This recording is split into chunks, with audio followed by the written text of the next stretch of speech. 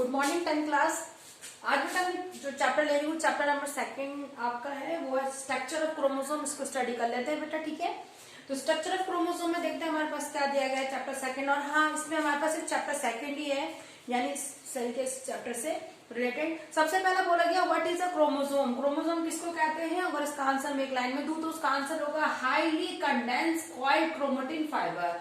Ma'am where is chromatin fibre क्या होता है कि जब हम इंटरफेस में देखते हैं कि हमारे पास जो न्यूक्लियस होता है, ठीक है, इस तरीके से अगर हमारे पास न्यूक्लियस है तो न्यूक्लियस में हमारे पास एक थ्रेड लाइक स्ट्रक्चर होता है बेटा, इस तरीके का, ठीक है, और वो इस तरीके से कॉइल्ड होता है, ठीक है, जब तक कि इंटरफेस में होता है, रेस्ट फेस भी बोलते हैं। यहाँ पे अभी हमारा सेल डिवाइड होना शुरू नहीं हुआ होता है बेटा, ठीक है। तो इस फेस को इंटरफेस बोला जाता है। इस फेस में आपको जो दिखाई देगा कि आपका जो न्यूक्लियस है, न्यूक्लियस के अंदर आपको कलर्ड यानी कि क्या दिखाई देते हैं, क्रोमोसोम नजर आते हैं in the form of a chromatin fibre. इसको क्रोमेटिन फाइबर कहते हैं।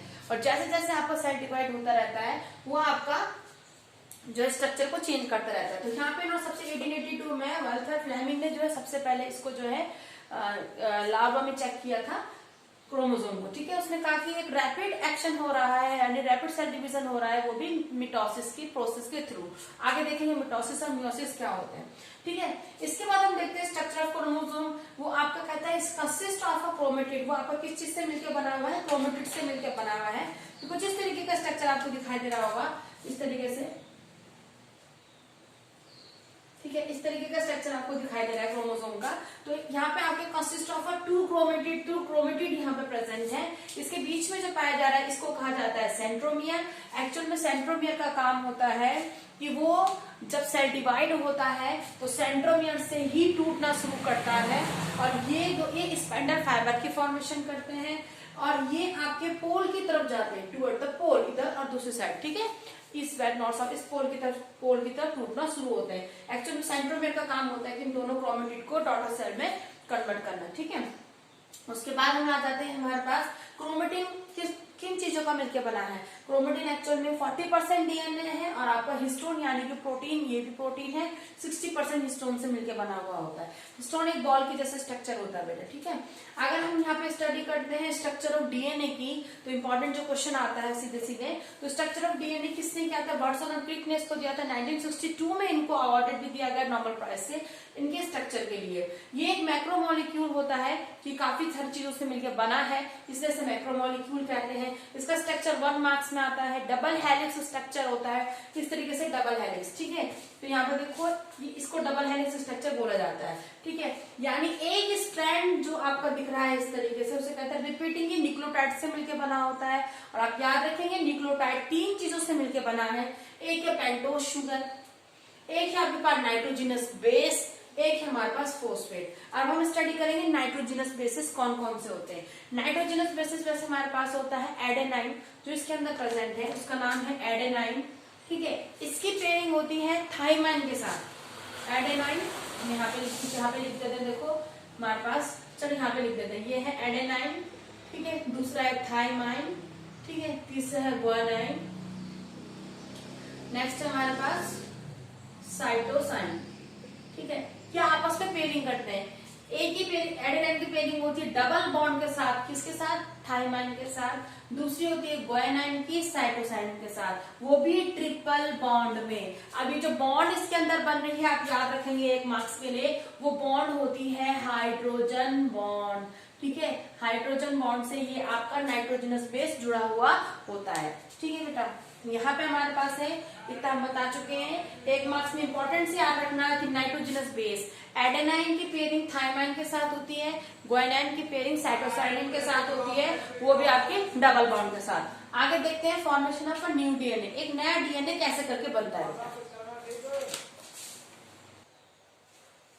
ओके बेटा, नेक्स्ट टॉपिक है हमारे पास formation of a new DNA. एक नया डीएनए बनता कैसे? वैसे तो इसकी स्टडी थोड़ी सी कॉम्प्लिकेटेड है, लेकिन आपको इन शॉर्ट में कैसे समझाया गया है फिलहाल अभी तक जो आपके दिमाग में आना चाहिए। सबसे पहले हमारे पास एक फेस होता है जिसको कहते हैं इंटरफेस। इंटरफेस में आपका डीएनए डुप्लीकेट होता है, ठीक है। आपका जो पुराना डीएनए है वो डुप्लीकेट होगा। डुप्लीकेट आप समझ रहे ना कि वो 2 पार्ट में पहले वो डुप्लीकेट होगा, यानी वो 2 डॉटर सेल की फॉर्मेशन करेगा। और जब 2 डॉटर सेल बन रहा है, इसका मतलब है प्रोसेस कौन सी अप्लाई हुई होगी, मिटोसिस प्रोसेस हुई होगी, क्योंकि मिटोसिस प्रोसेस होती इसलिए है कि वो एक सेल से दूसरा सेल बनाती है। 2 डॉटर सेल की जो फॉर्मेशन करती है वो प्रोसेस मिटोसिस प्रोसेस होती है। अब मिटोसिस प्रोसेस होती है तो वहां पे रिप्लिकेशन होता है। रिप्लिकेशन होता है, वैसे आपके पास एक सिंगल सेल, देखो अगर आप डायग्राम को देख रहे होंगे तो यहाँ पे ये वाला जो आपके पास पुराना स्टैंड है ये, ठीक है, यहाँ से क्या हो रहा है, देखो नए स्टैंड बन रहे हैं, ठीक है। तो पुराना वाला आपका रिप्लिकेट हो रहा है। रिप्लिकेट का मतलब होता है कि आपका एक एंड से, जैसे थ्रेड है ना वो, तो इस तरीके से खुल जाना, एक एंड से खुल जाना, और उसको रिप्लिकेट मतलब जो सीक्वेंस वहां पे लिखी हुई है उसको रिपीट करता है और एक डबल हेलिक्स स्ट्रक्चर आपका दोबारा से नया स्ट्रक्चर बन जाता है, ठीक है। तो आप ये कह सकते हैं कि आपके पास जो नए डीएनए की फॉर्मेशन होती है वो duplicate of DNA mitosis process और रिप्लिकेशन के थ्रू होती है, ठीक है। इतना फिलहाल आपके पास दिया गया है। अब आता है हमारे पास जीन्स। और आपने बहुत बार सुना होगा कि किसी मदर फादर के जो जीन्स होते हैं वो आपके किस में ट्रांसफर होते हैं, बेबी में, न्यूबॉर्न बेबी में ट्रांसफर होते हैं, किसी के भी, ठीक है। तो यहाँ पे उन्होंने देखा वो जीन्स है क्या, तो याद रखेंगे genes is a specific sequence of nucleotide, एक स्पेसिफिक सीक्वेंस है जो हर उसमें अलग अलग होती है, ठीक है। दूसरा एनकोड पर्टिकुलर प्रोटीन, वो एक तरीके का प्रोटीन होता है जो बॉडी के स्पेशल फीचर्स को बताता है, ठीक है, जिसकी वजह से आप कहते हो कि भाई इसकी आंखें अपनी मम्मी पे मिलती जुलती हैं, या इसके बाल अपने पापा के जैसे हैं, या सो ऑन, और भी बहुत सारे फीचर्स होते हैं, ठीक है। तो वो एक्चुअल में क्या है, पेरेंट्स के जो जीन्स है वो इनकोड यानी कि कोडिंग की गई है, और फिर वही आपके जो है किसमें होती है, न्यूबॉर्न बेबी में होती है, ठीक है। तो ये जीन्स इस तरीके से आपका काम करते हैं, इसको जीन्स कहा जाता है। इसलिए हर किसी का जीन्स स्पेसिफिक होता है, वर्ड स्पेसिफिक इसलिए यूज किया गया है, ठीक है। नेक्स्ट है हमारे पास, आपको नए सेल की जरूरत क्या पड़ती है, क्यों हम नए सेल बन रहे हैं, हमारी बॉडी के अंदर नए सेल बनते क्यों है, तो इसके पीछे 4 कारण है। पहला है ग्रोथ, दूसरा replacement, third one repair, and last one is reproduction, ठीक है। अगर हम पहले वाले फेस को समझे तो अगर एक हमारा छोटा सा सेल है, उस सेल में नए सेल बनने की क्या जरूरत है, भाई सेल है, अब वो सेल जब ग्रो करेगा तो ग्रो करके टिश्यू बनाएगा, फिर ऑर्गन बनाएगा, फिर पूरा प्लांट बनाएगा, ठीक है। दूसरा रिप्लेसमेंट, क्योंकि क्या है कि नए जो पुराने सेल, हम जानते हैं कि हमारा जो आरबीसी है एक दिन में 1 मिनट में 20 आरबीसी सेल हमारे क्या हो जाते हैं, तोड़फोड़ होती है, यानी कि वो आपके टूट फूट जाते हैं या इंजर्ड हो जाते हैं, या आपका कुछ ना कुछ प्रॉब्लम आ जाती है, 120 डिस्ट्रॉयड हो जाते हैं। कुल मिला के 1 मिनट के अंदर 20 मिलियन आरबीसी सेल हमारे क्या डिस्ट्रॉय हो रहे हैं। अगर डिस्ट्रॉय हो रहे हैं तो उनको रिप्लेसमेंट तो करना पड़ेगा ना, तो उनको रिप्लेसमेंट के लिए भी नए सेल का होना जरूरी है।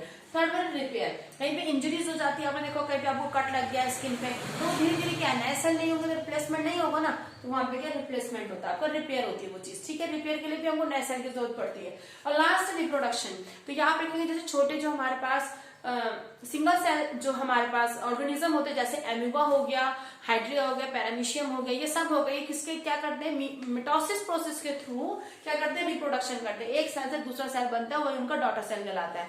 लेकिन इन हायर जैसे ह्यूमन, बनियन ट्री वगैरह, ये आपके हायर स्पीसीज में आते हैं, तो इसमें जो है रिप्रोडक्शन आपका होता है, मियोसिस एक प्रोसेस होती है, स्पेशल सेल पाए जाते हैं स्पर्म्स वगैरह, तो उसके थ्रू आपका क्या होता है। लेकिन वहां पे भी क्या है, आप दोनों का कंक्लूजन निकाला जाएगा तो आप ये कहोगे कि रिप्रोडक्शन के लिए चाहे वो मिटोसिस के थ्रू हो रहा है, चाहे वो मियोसिस प्रोसेस के थ्रू हो रहा है, आपका नए सेल का नए सेल होना जरूरी है। तो 4 चीजें हमारे पास जिसकी वजह से हमको क्या है, सेल की जरूरत होती है, growth, replacement, repair and reproduction.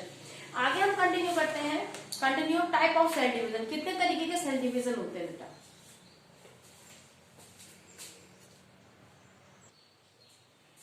Okay बेटा, अब हम टाइप ऑफ सेल डिवीजन देखते हैं। टाइप ऑफ सेल डिवीजन में 2 तरीके के सेल डिवीजन होते हैं, एक होता है मिटोसिस, एक होता है मियोसिस। का डिफरेंस देख रहे थे फटाफट से, ये होते क्या है।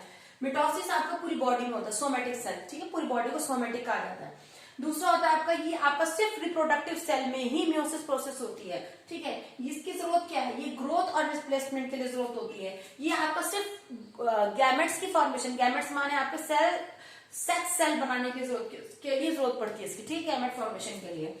ये आपका पूरी जिंदगी में होती रहती है प्रोसेस, सेल आपका डिवाइड होते रहते हैं continuous through out the life. अगर सेल डिवाइड होने बंद हो गए तो आपकी लाइफ खत्म हो जाएगी। दूसरा ये आपका सिर्फ रिप्रोडक्टिव, वो भी एक्टिव एज में, ठीक है, जितनी एज में बंदा रिप्रोडक्शन कर सकता है उसी एज में आपका ये आपका म्यूसिस प्रोसेस होगी। दूसरा इसमें जो डॉटर ऑफ सेल बनते हैं इंपॉर्टेंट है, वो 2 डॉटर बनते हैं, इसमें 4 डॉटर बनते हैं, ठीक है। इसमें ये आपका chromosome full set of chromosome रहता है, अगर 2n है 2n का 2n रहेगा। अगर किसी की बॉडी के अंदर 46 क्रोमोसोम है तो 46 से 46 ही निकल के आएंगे, ठीक है। इसमें हाफ हो जाता है, ठीक है। ये आगे क्या करता है, इसको हाफ कर देता है, नंबर ऑफ क्रोमोसोम को हाफ करता है। इट्स इंपॉर्टेंट बेटा।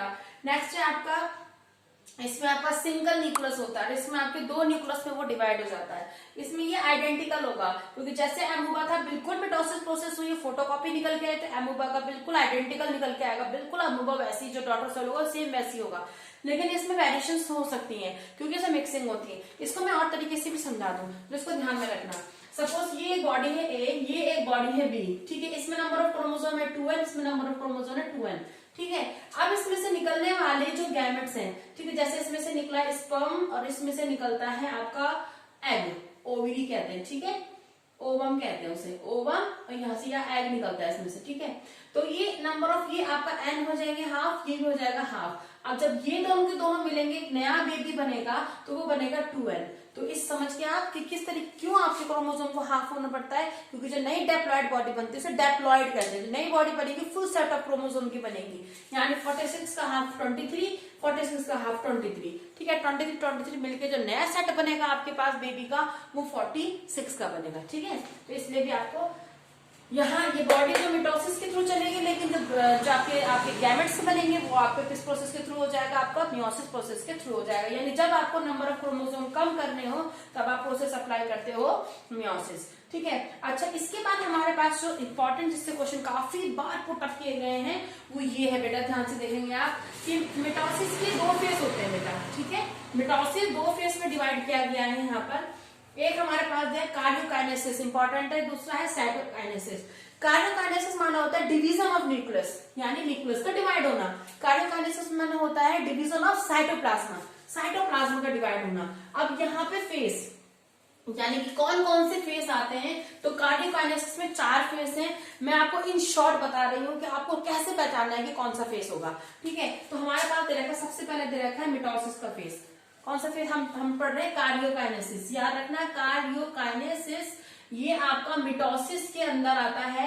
और आप जब डिवाइड कर रहे हो तो न्यूक्लियस को डिवाइड किया जाता है यहाँ पे, न्यूक्लियस को, ठीक है। मैं यहाँ पे एनिमल की स्टडी बताऊंगी और आपको प्लांट की खुद से घर में करनी है, ठीक है। इसमें बेटा 4 फेस होते हैं, ठीक है। एक और सबसे पहला फेस होता है इंटरफेस, इसमें कुछ नहीं होता, नो सेल डिविजन, इसमें कोई सेल डिवाइड नहीं होता, कोई न्यूक्लियस डिवाइड नहीं होता है, ठीक है। उसके बाद आता है हमारे पास पहला फेस है, उसका नाम है प्रोफेस, ठीक है। स्टार्टिंग है इसलिए लिखा जाता है प्रोफेस, ठीक है। दूसरा आएगा इसमें मेटाफेस, एनाफेस, टेलोफेस। आपको ये पहचानना होता है कि कौन से फेस होते हैं, ठीक है। तो सबसे पहले हम देखते हैं इंटरफेस में, याद रखना इसको रेस्टिंग फेस कहते हैं, इसमें कुछ भी डिवाइड नहीं होता, ओके। प्रोफेस है हमारे पास, प्रोफेस में सबसे पहली बात देखो, आपको दिखाई दे होगा centriole start moving apart and reach opposite pole. Prophase में पहला दे रखा है कि सेंट्रियोल स्टार्ट मूविंग अपार्ट। तो अगर आप सेल का स्ट्रक्चर देखते हो इस तरीके से है, ये बीच में हमारे पास न्यूक्लियस बना रखे उन्होंने ये क्रोमोसोम के साथ, ठीक है, ये क्रोमोसोम बना रखे। यहाँ पे हमारे पास ये दिखा रखा देखो इस तरीके से कि क्रोमोसोम अपोजिट 2 पोल में जाना शुरू कर रहे हैं। ये आपके हैं सेंट्रियोल्स, आपका डिवाइड होना शुरू हो जाता है, ठीक है, इस फेस में। Now chromosome become distinct, chromosome are already duplicate and pair chromatid. वो आपका कॉइल था वो पेयरिंग में बनना शुरू हो जाएगा। Sister chromatid attach to each other, small region वो आपका सेंट्रोमेयर की तरफ बनना शुरू हो जाएंगे, स्पेंडल फाइबर बननी शुरू हो जाएगी। यानी कि अगर ये आपका अर्ली प्रोफेस है, अगर मैं इसको थोड़ा सा और बढ़ा के बताऊं तो आपका एडवांस आ जाएगा। एडवांस में क्या होता है, आपका जो ये यहाँ पे चले जाते हैं, देखो इस तरीके से सेंट्रियोल कोने कोने पे चला जाएगा और इस तरीके से ये स्पेंडल फाइबर की फॉर्मेशन हो जाएगी। इसको कहते हैं spindle fibre, it's your spindle fibre बेटा, ठीक है, इसको स्पेंडल फाइबर कहते हैं। और आपके जो क्रोमेटिड है वो इस तरीके से लगने शुरू हो जाएंगे, पहले तो दो दो के पेयर बना लेंगे और इस तरीके से स्पैंडल फाइबर में लगने शुरू हो जाएंगे। कैसे पहचानोगे? आप पहचानोगे कि स्पैंडल फाइबर बन गया है, दैट्स मीन आपकी प्रोफेस है। आपने ऐसे पहचानना है, ठीक है, कि आपका ये प्रोफेस, तो इसको कहते हैं एस्टर, इसको एस्टर कहा जाता है। ठीक, याद रखना ये आपका एनिमल में प्रेजेंट नहीं होता, ये आपका सॉरी एनिमल प्रेजेंट, प्लांट में प्रेजेंट नहीं होता। Aster is not present in animal, oh sorry plant में प्रेजेंट आपका एस्टर नहीं होता है बेटा, ठीक है। ओके, इसको सबसे पहली पहचान है कि इसमें आपको ये पढ़ना। और एक और चीज है, धीरे धीरे आपको न्यूक्लियर मेम्ब्रेन डिसअपेयर होती दिखाई दे रही है, तो आपके यहाँ पे न्यूक्लियर मेम्ब्रेन डिसअपेयर हो जाती है, ठीक है, वो आपको नहीं दिखाई देगी क्योंकि स्पैंडल फाइबर बन रहे हैं, तो न्यूक्लियर मेम्ब्रेन न्यूक्लियर डिसअपेयर हो जाते हैं, ठीक है। प्रोफेस क्लियर हुआ। दूसरा है मेटाफेस, ठीक है, मेटाफेस उसके बाद का फेस है, ठीक है। अब क्या होगा मेटाफेस में, आपके ये तो ऐसे रहेगा, ठीक है, ये तो यहाँ पे है, ये तो यहाँ पे, इस तरीके से स्पैंडल फाइबर बने हुए हैं, ठीक है। दूसरे की पहचान बहुत आसान है, आपके जो क्रोमोटिड थे वो दोनों पोल की तरफ जाना शुरू कर देंगे, इस तरफ, ठीक है, यानी जो भी आपके क्रोमोटिड थे वो आपके अपोजिट डायरेक्शन में जाना, सॉरी नॉट इन मेटाफेस, वो आपके सिंगल लाइन में लगने शुरू हो जाते हैं, इस तरीके से, सॉरी थोड़ा डिस्टर्ब हो गया, ये यहाँ पे, ठीक है, एक लाइन में आ जाएंगे, एक लाइन में आ जाते हैं वहां पे, तो उसको हम लोग कहते हैं स्पैंडल फाइबर के बीचों बीच में आ जाते हैं, लाइन अप हो जाते हैं। इसमें आपके जितने जितने क्रोमेटिड हैं वो क्रोमेटिड लाइन अप हो गए हैं, ठीक है, अटेंशन पोजीशन आ गई है, सारे के सारे बीचों बीच में लग गए। ये आपका सेकंड फेज है, ठीक है, मेटाफेज। तीसरा फेज है हमारे पास एनाफेज। एनाफेज में आपके जो स्पैंडल फाइबर यहाँ पे वो जो आपके क्रोमेटिड है वो आपके क्या होने लगेंगे, आपके अपोजिट उसमें जाना शुरू हो जाएंगे। पहले तो दो सेल में डिवाइड होंगे, इस तरीके से देखो, ये एस्टर बन गए हमारे, ये स्पैंडल फाइबर आ रहा है, ये स्पैंडल फाइबर आता है, तो आपके वो यहाँ पे इस तरीके से, ठीक है ना, स्पैंडल फाइबर में लगेगी, इस तरीके से अपोजिट पोल की तरफ जाना शुरू करते हैं, तो वो हमारे पास कौन सा होता है, आपके ये हमारे पास एनाफेज कहते हैं, ठीक है। एक और है बेटा इसमें, इसका अगर वो कहता है इसका प्रो एनाफेज या स्टार्टिंग का फेज, तो स्टार्टिंग फेज में ये थोड़ा नजदीक रहते हैं आपस में, ठीक है, ये थोड़ा नजदीक होता है, बाद में थोड़ा सा दूर अपोजिट साइड में पूरे पूरे टूट के जाने शुरू हो जाते हैं, इसको कहते हैं एनाफेज, ठीक है। उसके बाद दिया गया है एनाफेज में भी आपका फॉरो बनना शुरू हो जाता है। एक और इंपॉर्टेंट चीज है जिसमें फॉरो क्या होगा बेटा, यहाँ पे से इस तरीके से ऐसा होना शुरू हो जाएगा, यानी अब ये यहाँ से टूटने के लिए तैयार है, ऐसा फॉरो बनना शुरू हो जाएगा। लेकिन फॉरो आपका फिर प्लांट सेल में नहीं बनता, ठीक है, प्लांट सेल में कोई फॉरो नहीं बनेगा, ये तो इसके इंपॉर्टेंट पॉइंट हो गए। लास्ट का हमारे पास है टेलोफेज, ठीक है। अब टेलोफेज है, टेलोफेज में क्या होगा, टेलोफेज में सेल पूरा क्या हो जाएगा, डिवाइड हो जाएगा, ठीक है, जहां पे से फॉरो बन रही थी वहां से आपका अब धीरे धीरे स्पैंडल फाइबर क्या हो जाएगी, देखो अब वो इस तरीके से ये डायग्राम ऐसे हो जाएगा, ठीक है, ये आपका रहा एस्टर, यहाँ पे भी रहेगा एस्टर। स्पैंडल फाइबर धीरे धीरे क्या हो गई, देखो खत्म हो चुकी है, आपको न्यूक्लियर मेम्ब्रेन बनती हुई नजर आ रही है, धीरे धीरे क्रोमोटिन द्वारा इसके अंदर से बनना शुरू हो जाएगा, ठीक है, ये स्टार्टिंग का फेज है। स्पैंडल फाइबर बिल्कुल डिसअपेयर, न्यूक्लियर मेम्ब्रेन दिखनी शुरू हो गई है। अब यहाँ से जहाँ पे फॉरो बना था वहां से इसका यहाँ से इसका क्लीवेज शुरू हो जाएगा और ये आपका दो सेल में इस तरीके से बन जाएगा, ये सेंट्रोल यहाँ पे फिर बन गया, ये सेंट्रोल यहाँ पे बन गया और ये आपका क्रोमोटिन फाइबर। अब ये क्रोमोटिन फाइबर वाली फेज है जहाँ पे आपको क्रोमोटिन फाइबर दिख रहा है, इसका मतलब यहाँ से फिर स्टार्ट हो जाएगा, इसको कहते हैं इंटरफेज। ओके, आई होप आपको समझ में आया होगा। और अब आप देखो इस वाले फेज को जो मैंने लास्ट में दो पार्ट में बिल्कुल आपको डिवाइड करते हुए सिखाया है, इसको कहा जाता है साइटोकाइनेसिस, यानी कि डिवीजन ऑफ साइटोप्लाज्मा, ठीक है। तो यहाँ पे हमारा ये जो चैप्टर है, टॉपिक है, वो खत्म होता है, डिफरेंसेस। उसके बाद हम पढ़ेंगे कि सेल साइकिल के कुछ डिवाइड, ग्रोथ एंड रिडिवाइड करके कुछ रूल दिए गए हैं, वो देख लेते हैं हम लोग क्या होते हैं, ठीक।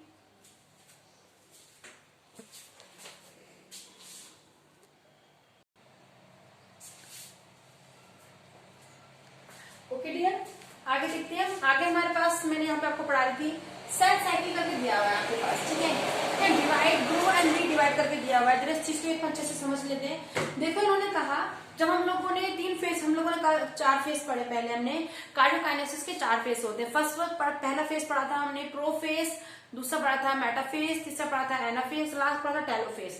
टेलोफेस तक हो चुका था, साइटोकाइनेसिस हो चुका था, साइटोकाइनेसिस में आपका सेल डिवाइड हो जाता है। अच्छा वो इंटरफेस और एक फेस आता है, ठीक है, उसे रेस्टिंग फेज भी कहते हैं। देखो आपका जो नया सेल बना है वो पूरी तरीके से ग्रो नहीं करता, ठीक है, वो पूरी तरीके से ग्रो नहीं हुआ है, अभी उस सेल ने मैच्योर होना है, ठीक है। जब तक वो सेल मैच्योर नहीं होगा तब तक वो क्या नहीं जाएगा, दूसरे नेक्स्ट सेल डिवीजन में नहीं जाता। तो वो जो फेस है आपका इंटरफेस का, जिस टाइम वो रेस्टिंग फेस में, एक्चुअल में रेस्टिंग फेस में नहीं है, वो एक्चुअल में क्या कर रहा है, उसके अंदर आपकी जो है 3 प्रोसेस चल रही होती है। फर्स्ट वन होती है हमारे पास फर्स्ट ग्रोथ फेज, जिसे हम G1 के नाम से जानते हैं। दूसरा होता है सिंथेसाइज फेज, जिसे हम S के नाम से जानते हैं। थर्ड वन होता है सेकंड ग्रोथ फेज, जिसे हम G2 के नाम से जानते हैं, ठीक है। अब देख लेते हैं इन तीनों फेजेस में क्या होता है। इंटरफेस है हमारा सेल मैच्योर हो रहा है, उस मैच्योर होने के लिए 3 फेजेस का होना जरूरी है, ठीक है। फर्स्ट फेज में क्या होता है, थोड़ी लॉन्ग फेज होती है, ये G1 G2 2 फेज करके आएंगे। तो G1 आपके पास थोड़ी लॉन्ग फेज है, यानी कि ये थोड़ा लॉन्ग टाइम तक होती है। G2 हमारे पास शॉर्ट फेज होती है, थोड़ा कम टाइम तक होती है। एक्चुअल में G1 में बहुत सारी चीजें होनी है। सबसे पहले आपका आरएनए प्रोटीन ये सिंथेसाइज होगा, ठीक है। दूसरा हमारा वॉल्यूम ऑफ साइटोप्लाज्मा, साइटोप्लाज्मा का वॉल्यूम जब हुआ था इतना तक बढ़ेगा तो वॉल्यूम इंक्रीज होगा, ठीक है। दूसरा माइटोकॉन्ड्रिया, साइटोप्लाज्मा ये आपके डिवाइड होने शुरू हो जाएंगे।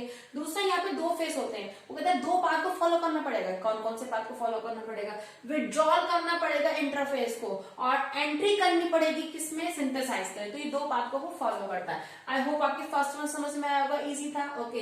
दूसरे वाले में सिंथेसाइज ऑफ डीएनए, यहाँ पे भी डीएनए बना था लेकिन यहाँ पे उतनी अच्छी तरीके से नहीं बनता है, और ज्यादा सिंथेसाइज होता है आपका कहाँ पर, डीएनए में। इसमें ज्यादा कुछ खाने से काम सिर्फ सिंथेसाइज करना है, बनाना है, और क्रोमोसोम को डुप्लीकेट करना है, ठीक है। क्रोमोसोम आपके डुप्लीकेट होने शुरू हो जाए। नेक्स्ट हमारे पास ग्रोथ फेज को लिखा ही गया है कि ये शॉर्टर फेज में आता है, बहुत कम फेज होता है। एक्चुअल में इसमें वही आरएनए प्रोटीन सिंथेसाइज ये इसमें भी हुआ था, कोई खास नहीं है, ये सेम इसमें भी प्रोसेस चल रही थी। यहाँ पे हमारा सेल स्टार्ट हो जाता है किस चीज के लिए, now your cell is prepare for our next cell division, ठीक है। तो ये आपकी प्रोसेस चलती रहती है। अब एक क्वेश्चन आता है कि आपके पास क्या ये cell division throughout the life year चलते ही रहता है, चलते रहता है, क्या ये होता रहता है, नो।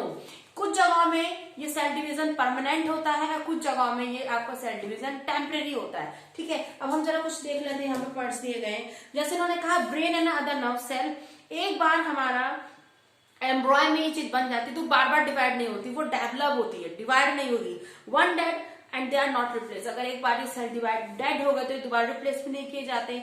लीवर सेल में divide only once every 1 or 2 year, replacement damage और डिस्ट्रॉय सेल, ठीक है। लीवर सेल आपके हो सकते हैं पर 1-2 साल में वो आपके रिप्लेस होते हैं, ठीक है। सरफेस स्किन के सेल इधर लॉस्ट ऑफ इधर कई बार आपका रिप्लेस होता रहता है। A large portion of house hold dust contain, हमारे जो करता है वो आप लोग झाड़ू में निकालते हैं काफी बार, वो क्या निकल के आता है, हमारे स्किन का डस्ट होता है, क्योंकि ये क्या है, स्किन के सेल आपके काफी बार आपके हाथ आप रब करोगे तो भी आपका ही निकलता रहता है, ठीक है। प्लांट सेल है, cell are growing are meristem divided by rapidly, यहाँ पे उन्होंने कहा कि जो आपके प्लांट सेल है वो लगातार डिवाइड होते रहते हैं, और वो क्या बनाते हैं, मेरिस्टेम बेसिकली आपका रैपिडली डिवाइड होता है और नए लीव्स, बर्ड्स और फ्लावर वगैरह बनते रहते हैं, ठीक है। Now germinal cell in ovary and कैसे animal, ovary and anther plant undergo one type of cell division, meiosis. ये हम पढ़ चुके हैं कि यहाँ पे आपके पास मियोसिस सेल डिवीजन पाया जाता है, ठीक है। अनकंट्रोल्ड नॉन स्टॉप, अगर माना जाए आपका सेल लगातार डिवाइड हो रहा है तो वो सही सिम्टम्स नहीं है, it converted into a cancerous cell, क्योंकि हमारे सेल की एक लिमिट होती है, वो लिमिट से ज्यादा बढ़ते नहीं है। अगर वो बढ़ रहा है दैट्स मीन आपको क्या है, यू मे बी ट्यूमर और मे बी आप कैंसर। एक बात याद रखना, ट्यूमर और कैंसर दोनों